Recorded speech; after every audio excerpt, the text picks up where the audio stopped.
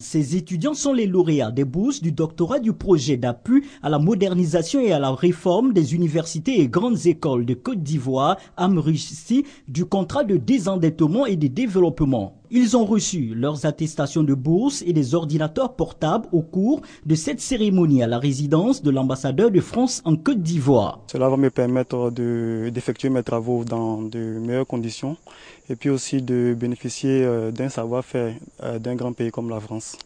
En fait, je reviendrai mettre tout cela au service de mon pays.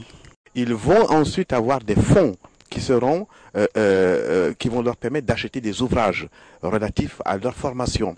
En plus de ça, ils sont totalement pris en charge. Quand on a vu tous les progrès réalisés en très peu de temps finalement, depuis 2012 en fait, là c'est très porteur. Les grands instituts d'ailleurs de recherche, pas seulement français, sont revenus en Côte d'Ivoire.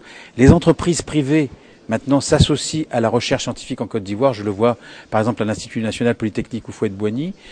Tout ça est très prometteur et effectivement c'est en donnant l'exemple vous-même qu'on a envie de participer à vos efforts. Niamien Konan, ministre de l'Enseignement supérieur et de la Recherche scientifique, a traduit la gratitude du gouvernement ivoirien aux autorités françaises. Il a également exhorté les bénéficiaires des bourses françaises à tirer meilleur profit de cette opportunité. Je suis un ministre de l'Enseignement supérieur heureux, comblé, et je voudrais profiter de l'occasion pour remercier tous les récipiendaires, les étudiants, les enseignants qui bénéficient de cette bourse et leur dire que la Côte d'Ivoire émergente les attend. Ces bourses françaises permettront aux étudiants ivoiriens d'étudier sur une période de 3 ans, 16 pour la préparation des masters et 40 pour le doctorat. Le projet AMRUSI du contrat de désendettement et de développement bénéficie d'une enveloppe de plus d'1,7 milliard de francs CFA.